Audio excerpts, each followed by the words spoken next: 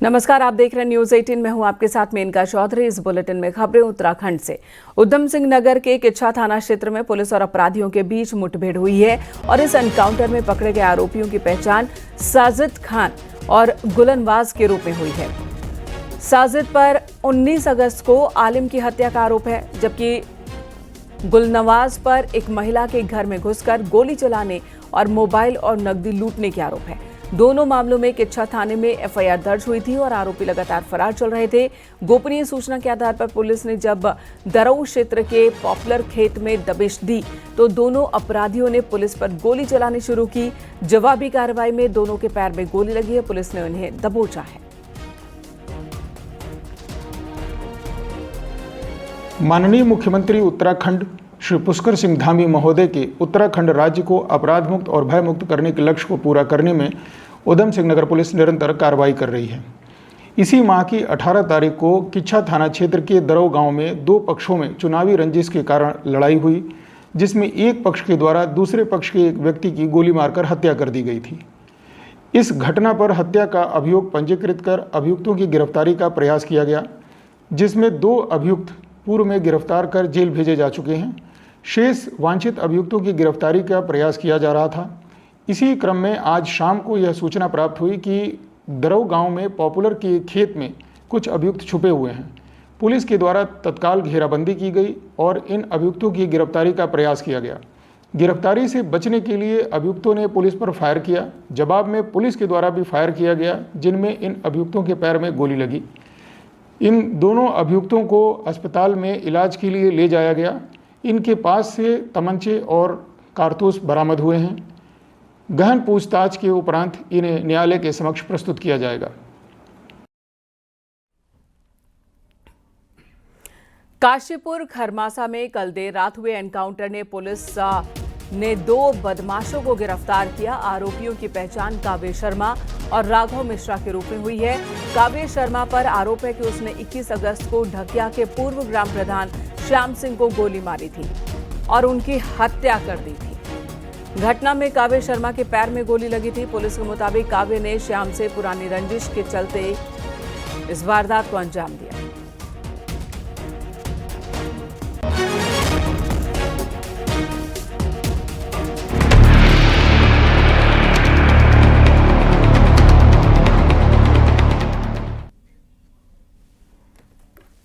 उत्तराखंड में आज भारी बारिश का अलर्ट जारी हुआ है। अधिकांश जिलों में बारिश का अलर्ट है। सामान्य से ज्यादा बारिश की चेतावनी जारी की गई है।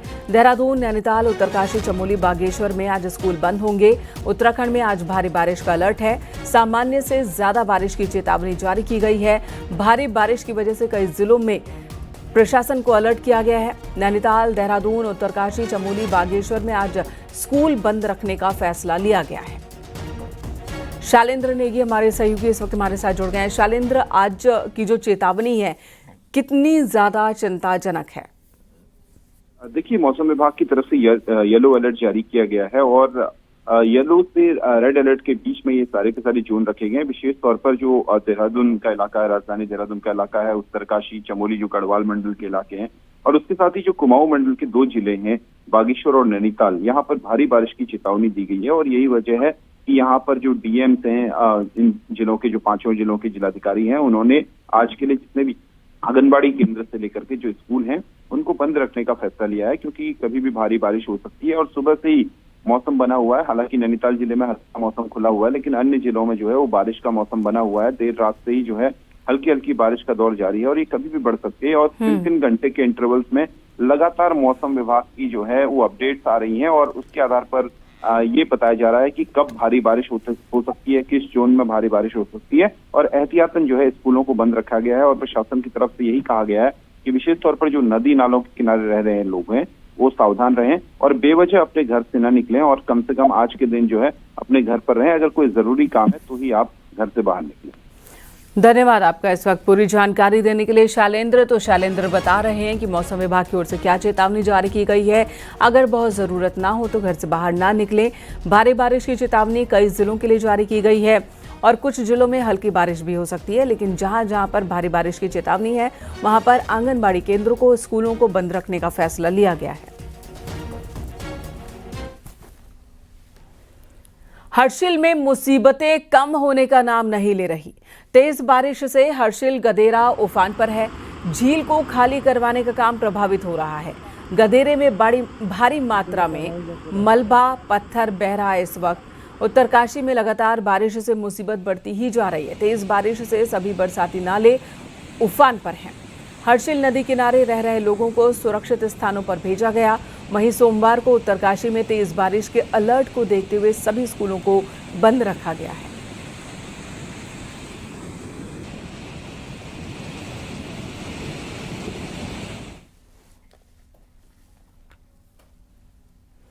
उत्तरकाशी की यमुना घाटी के राना गांव में अचानक ही तेज बारिश के साथ नाला उफान पर आ गया, जिसके बाद मलबा घरों में घुस आया।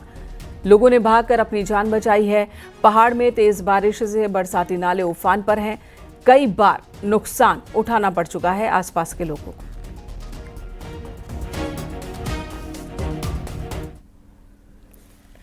उत्तरकाशी के प्रसिद्ध डोडीताल ट्रैक के पहले पड़ाव संगमचट्टी में भी बरसात का कहर देखने को मिल रहा है। यहाँ 80 गंगा नदी तेज उफान की वजह से सड़क पर बह रही है। पुल की अप्रोच रोड को भी नुकसान पहुंचा है। नदी के तेज बहाव से लगातार पुल पर खतरा मंडरा रहा है।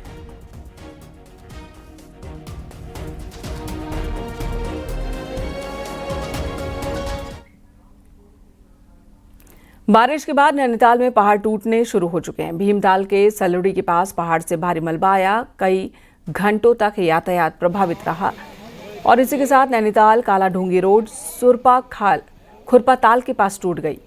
सड़क का एक बड़ा हिस्सा टूटने से हाईवे पर खतरा बना हुआ है। सिर्फ हाईवे ही नहीं बल्कि नैनीताल के ग्रामीण सड़कों का भी हाल बुरा है।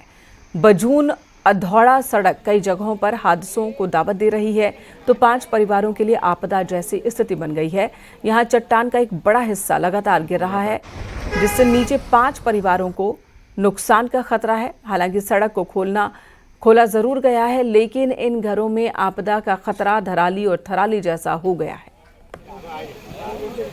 बहुत दबाव करने पे इन्होंने रोड तो खोल दी। 1 साल से इस पे कुछ काम नहीं हुआ। नीचे आप देखिए मकान है, मकान पे बिल्कुल मलबा आ चुका है। इनसे जाल डालने को कहा तो इन्होंने 5-6 जाल डाले। उसके बाद बुने हुए जाल वापस ले गए ये कह के कि हमारे पास पैसा नहीं।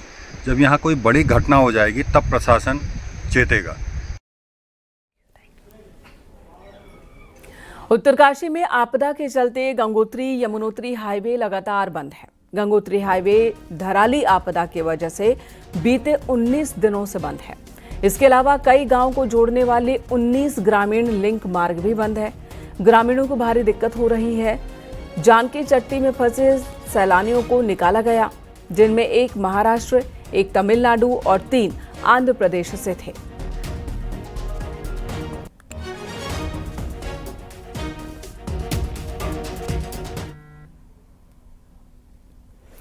पहाड़ों पर बारिश से ऋषिगंगा में गंगा का जलस्तर बढ़ता जा रहा है।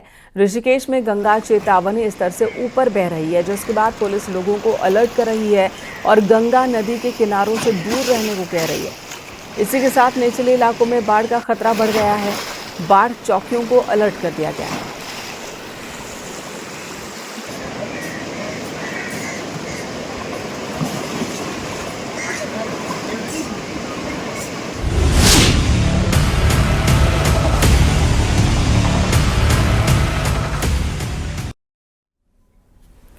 धराली के बाद चमोली के थराली में बादल फटा, जिसकी वजह से भारी तबाही हुई। कई लोग आपदा से प्रभावित हुए हैं। वहीं सीएम पुष्कर सिंह धामी ने रविवार को थराली पहुंचकर हालात का जायजा लिया। राहत बचाव कार्यों में तेजी लाने के आदेश दिए हैं। सीएम ने कहा कि आपदा में ध्वस्त हुई सड़कों को जल्द ठीक किया जाए। सीएम धामी ने कहा कि सरकार का फोकस लोगों को जल्द से जल्द राहत देने पर है। साथ ही उन्होंने कहा कि आपदा में घायलों का इलाज जारी है और कुछ घायलों को ऋषिकेश एम्स भेजा गया है।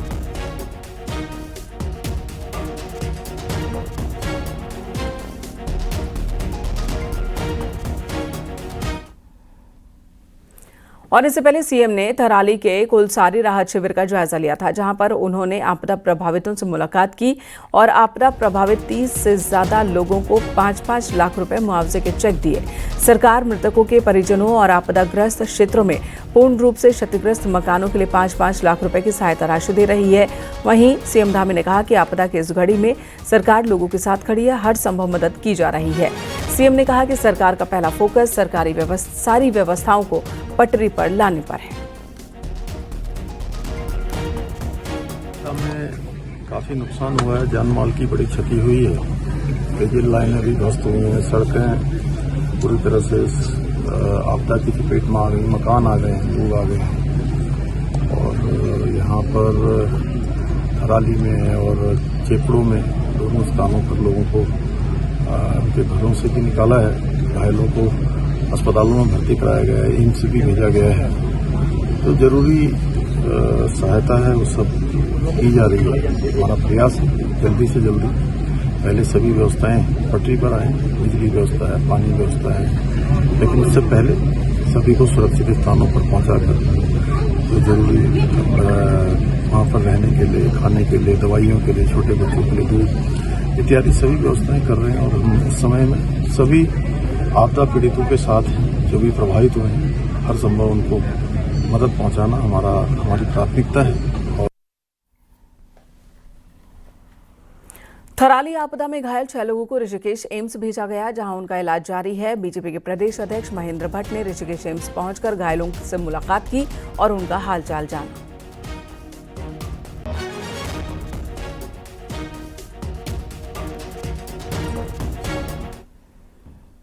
बादल फटने से भारी तबाही हुआ है, पूरे इलाके को नुकसान पहुंचा है। हर तरफ मलबा ही मलबा दिखाई दे रहा है। यहाँ के स्कूल को भारी नुकसान हुआ, लेकिन आपदा में यहाँ का मंदिर पूरी तरह से सुरक्षित है। थराली में हालात का जायजा लिया न्यूज़ 18 संवाददाता नितिन सेमवाल ने।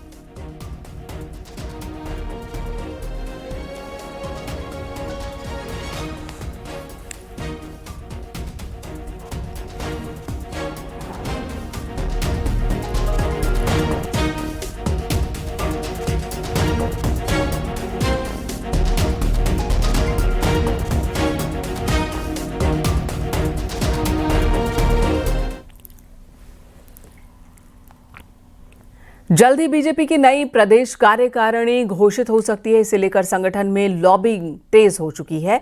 खास बात यह है कि इस बार महामंत्री पद के लिए कई दावेदार हैं, लेकिन किसकी लॉटरी निकल सकती है, दिखाते हैं आपको इस रिपोर्ट में।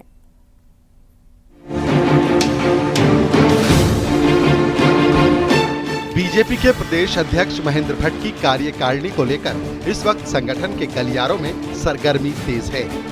8 उपाध्यक्ष, 8 मंत्री, 3 महामंत्री और 1 कोषाध्यक्ष समेत 21 से ज्यादा पदाधिकारियों वाली इस टीम में शामिल होने की होड़ मची है। शुक्रवार को दिल्ली में मुख्यमंत्री, प्रदेश अध्यक्ष और पार्टी के शीर्ष नेताओं की बैठक में कार्यकारिणी को लगभग अंत दे दिया गया है। अब सिर्फ औपचारिक घोषणा बाकी है।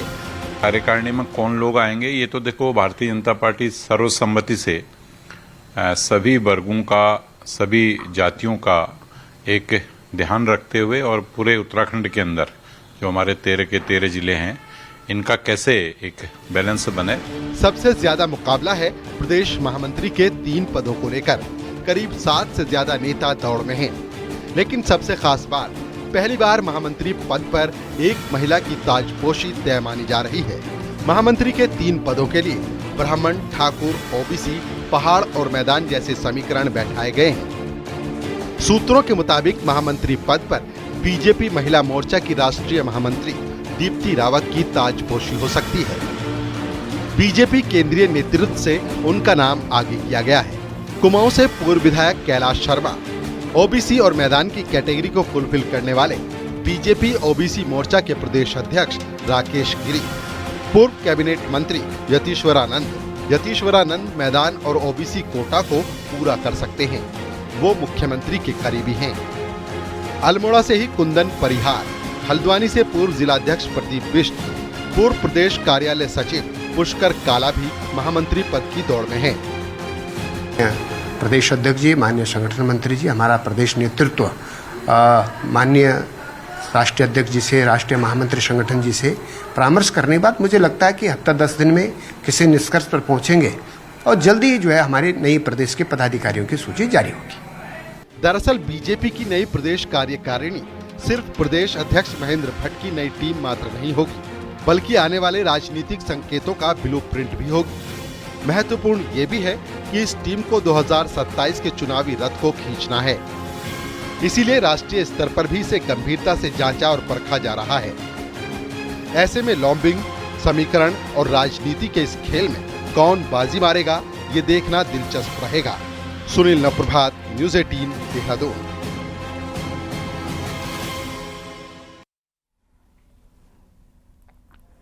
हल्द्वानी से सड़क हादसे का एक दिल दहला देने वाला वीडियो सामने आया। यहां के गोलापार इलाके में तेज स्पीड में चल रहा स्कूटी सवार सामने से आ रही बस से टकराया। ये टक्कर इतनी भीषण थी कि स्कूटी सवार का शरीर टक्कर होते ही बस के नीचे फंस गया, जिसके बाद किसी तरह से कटर से काट कर उसे बाहर निकाला गया। स्कूटी सवार की मौके पर ही मौत हो गई। 28 साल के स्कूटी सवार की दुर्घटना में जान चली गई, जिसका वीडियो सामने आया। बताया जा रहा है कि ये लड़का बहुत तेजी के साथ आगे बढ़ रहा था, जैसा कि इस वीडियो में भी दिख रहा है, और इसकी टक्कर हो गई।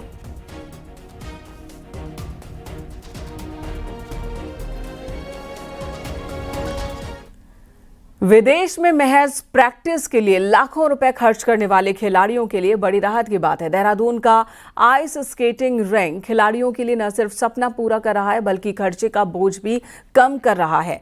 यानी कि अब प्रतिभा पैसों की मोहताज नहीं होगी। इसे पर दिखाते हैं ये रिपोर्ट।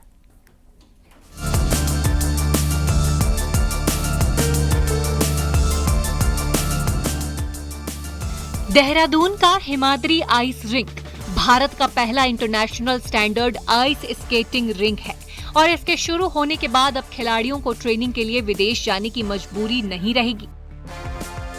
पहले भारत के खिलाड़ी प्रैक्टिस के लिए साउथ कोरिया, मलेशिया और वियतनाम जैसे देशों में जाते थे, जहां हर खिलाड़ी का महीना करीब 2 से 5 लाख रुपए तक खर्च होता था। यही कारण था कि कई खिलाड़ी पैसों की कमी की वजह से इस खेल से दूर हो जाते थे, लेकिन अब खिलाड़ियों को वही सुविधा यहीं देहरादून में मिल रही है।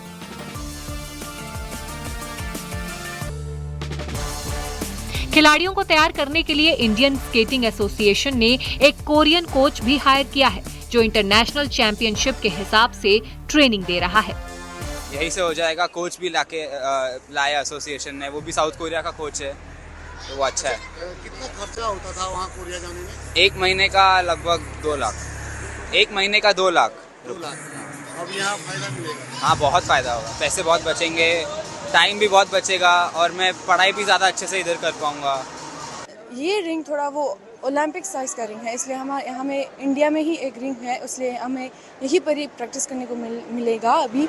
और पहले जो हम सभी स्केटर्स बाहर ट्रेनिंग के लिए जाते थे, जैसे कि कोरिया जाते थे, इसी तरह अभी इंडिया में ही ट्रेनिंग कर सकते हैं। इस रिंक पर figure skating, short track speed skating, ice hockey, synchronised skating और आइस डांस की ट्रेनिंग दी जा रही है। यानी भारतीय खिलाड़ियों को अब इंटरनेशनल लेवल का अनुभव घर पर ही मिलेगा। जो उत्तराखंड भी है, उत्तराखंड के भी खिलाड़ी जो बिल्कुल नॉर्मल फैमिली से आते हैं, उनको भी चांस मिलेगा आगे बढ़ने का। और बाकी देश के वो खिलाड़ी भी जो चाहते थे हम इस खेल में आए, लेकिन सुविधाएं नहीं थी, इसलिए नहीं आ पाते थे, अब इसमें बहुत जो है बढ़ोतरी होगी और हमें आगे आने वाले दिनों में जो भी चैंपियनशिप होंगी उसमें देखने को मिलेगा हिंदुस्तान का जो अभी प्रतिभाग हुआ उससे दोगुना प्रतिभाग जो है, तिगुना प्रतिभाग होगा। देहरादून का आइस रिंक अब उस सपने को हकीकत बना रहा है, जिसमें भारतीय खिलाड़ी बर्फ पर अपनी रफ्तार और कला दिखाकर देश का नाम रोशन करेंगे। यानी अब खिलाड़ियों के सपनों पर पैसों की बंदिशें नहीं होंगी और भारत भी आइस स्केटिंग में अपनी अलग पहचान बनाएगा। सतेंद्र बर्तवाल, न्यूज़ 18, देहरादून।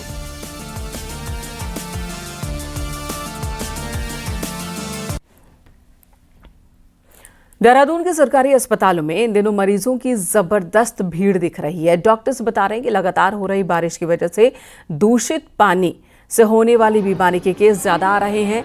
डेंगू के मरीज भी आने लगे हैं। प्रदेश भर में रोजाना 2 से 3 केस डेंगू के सामने आ रहे हैं।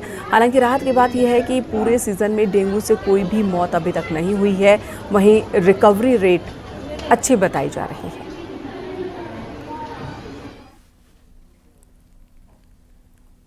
देहरादून में पिछले कुछ सालों में गणेश चतुर्थी का पर्व महाराष्ट्र के तर्ज पर मनाया जा रहा है और यही वजह है कि पिछले कुछ सालों से गणेश जी की मूर्ति का डिमांड भी बाजारों में बहुत ज्यादा बढ़ चुकी है और इसलिए कलाकार भी राजस्थान, गुजरात से गणेश मूर्ति लेकर दून पहुंच रहे हैं।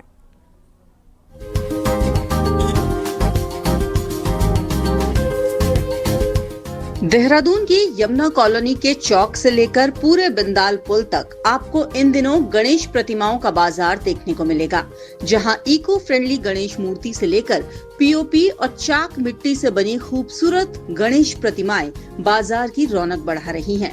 राजस्थान से आए लोग इन दिनों पूरे परिवार के साथ इन गणेश प्रतिमाओं की बिक्री के लिए 1 महीने से दून में डेरा डाले हैं। महाराष्ट्र के तर्ज पर अब उत्तराखंड में भी गणेश चतुर्थी की धूम देखने को मिलती है, इसलिए अब अन्य राज्यों से आए कलाकार भी मूर्तियों को दून में बेच रहे हैं। खास बात यह है कि 1100 से लेकर 5000 तक की गणेश प्रतिमाएं इस बार लाई गई हैं। 1.5 महीना हो गया यहाँ आए हुए। अभी यहाँ पे जैसे मूर्तियाँ तैयार होते हैं ना, जैसे तैयार होते हैं वैसे यहाँ ला के रख देते हैं। कहाँ बनाई जा रही है? ये बिंदालपुर में। हाँ, बिंदापुर तो यही है, होनू से बल्ली वाला चौक नहीं है, वहाँ बनती है मूर्तियाँ। ये मिट्टी की है, अपने पीओपी की। कितने से कितने स्टार्ट से क्या रेट है? बहुत साल से जा रहे हैं। रेट क्या है? इसका रेट है ऐसा तो 2400 का भी है, 3500 का भी है, 1100 का भी है, 1800 का भी है, सबका अलग अलग रेट है। बुधवार को गणेश चतुर्थी का पर्व है तो लोग भी अपने घर बप्पा को ले जाने के लिए उत्सुक हैं। कुछ लोगों ने बताया कि वो हमेशा मिट्टी से बनी गणेश की मूर्ति ही घर लाना पसंद करते हैं। यहाँ भी मनाया जाता। जब हम रखते थे तब बहुत कम लोग लाते थे, 3 साल पहले, अब बहुत लोग लाने लग गए हैं, पर मैं लाती हूँ हमेशा। आपकी शुरुआत कैसे हुई? बस टीवी में देखा, मन करा कोई मन्नत मांगने का, तब से रखने लग गए हम लोग। बस ये, पर हम मिट्टी के ही रखते हैं, ऐसा नहीं है कि पीओपी के नहीं लगते हैं। लाते लाओ तो मिट्टी के लाओ, जो ये 10 मिनट में मेल्ट हो जाते हैं। बहरहाल अब गणेश चतुर्थी का 10 दिन का पर्व बड़े उत्साह के साथ प्रदेश में भी मनाया जा रहा है और लोग बप्पा से सुख शांति का आशीर्वाद लेना चाहते हैं। न्यूज़ 18 के लिए देहरादून से भारती सकलानी उनियाल की रिपोर्ट।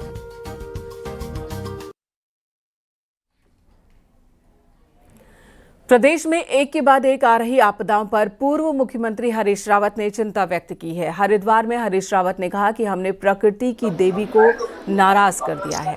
हरीश रावत ने कहा कि मध्य हिमालय क्षेत्र के लिए एक राष्ट्रीय नीति बनानी चाहिए। उन्होंने कहा कि जलवायु परिवर्तन का सबसे ज्यादा दुष्प्रभाव मध्य हिमालय को झेलना पड़ रहा है। सबसे चिंताजनक पहलू ये है कि हमने प्रकृति देवी को नाराज कर दिया और ये सारे मध्य हिमालय की व्यथा है कि आज जलवायु परिवर्तन का सबसे अधिक दुष्प्रभाव इस हिमालयी क्षेत्र को, जिसमें उत्तराखंड, हिमाचल, जम्मू कश्मीर सम्मिलित है, उनको झेलना पड़ रहा है।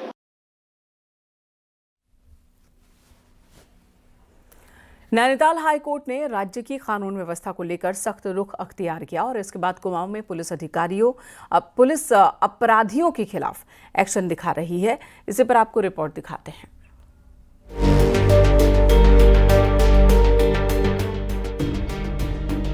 उत्तराखंड पुलिस का ये फिल्मी अंदाज नैनीताल हाईकोर्ट के सख्त रुख के बाद दिखाई दे रहा है। पुलिस यहाँ एक्शन में है। एडीजी से लेकर कुमाऊं की आईजी तक ने अपने अधिकारियों के ऐसे पेश कसे हैं कि चुनाव में फायरिंग करने वालों से लेकर तथाकथित अपहरण कांड तक में कार्रवाई जारी है। हाल ही में कुछ ऐसी घटनाएं हुई हैं, चाहे वो कहीं पर गोली चलने की घटनाएं हों या अन्य आपराधिक मामले हों, उनको देखते हुए पूरे कुमाऊं परिक्षेत्र के समस्त थाना प्रभारियों के साथ आज एक गोष्ठी की गई थी। सभी को आवश्यक दिशा निर्देश कानून व्यवस्था की स्थिति को बनाए रखने के लिए दिए गए हैं। किस प्रकार से हम पब्लिक में एक कॉन्फिडेंस बिल्डिंग करें, उस संबंध में भी सभी को निर्देशित किया गया है। नैनीताल पुलिस ने तो 2 कदम आगे बढ़ते हुए हल्द्वानी शहर में सक्रिय आईटीआई गैंग नाम से कुख्यात हो चुके युवाओं के गैंग पर गैंगस्टर तक लगा दिया है। खास बात यह है कि हाईकोर्ट की कार्रवाई से पहले पुलिस इस गैंग का अस्तित्व मानने से ही इंकार करती रही, लेकिन अब इसके साथ ही दूसरे आपराधिक गिरोहों की पहचान के साथ तलाश जारी है। उसके लिए जैसे मैंने कहा कि इस तरह के लोगों का चिन्हीकरण किया जा रहा है, उनके खिलाफ कड़ी कार्रवाई की जाएगी, नंबर 1। नंबर दूसरा, हम फिजिकली वेरिफिकेशन भी करा रहे हैं, लाइसेंस धारकों का भी हम सत्यापन करा रहे हैं, सघन रूप से भौतिक सत्यापन, और इस तरह के जो अवैध असले हैं निरंतर चेकिंग और सूचना संकलन के आधार पर हम इनके खिलाफ कार्रवाई करेंगे। जाहिर है पुलिस पर हाई कोर्ट का हथौड़ा ऐसा बजा है जिससे पुलिस हलकान है। 14 दिन बाद पुलिस के डीजीपी और राज्य के गृह सचिव को हाई कोर्ट के सामने अपराध और अपराधियों के खिलाफ एक्शन टेकन रिपोर्ट फाइल करनी है, लिहाजा पुलिस ताबड़तोड़ एक्शन दिखा रही है। हल्द्वानी से न्यूज़ 18 के लिए शैलेंद्र नेगी की रिपोर्ट।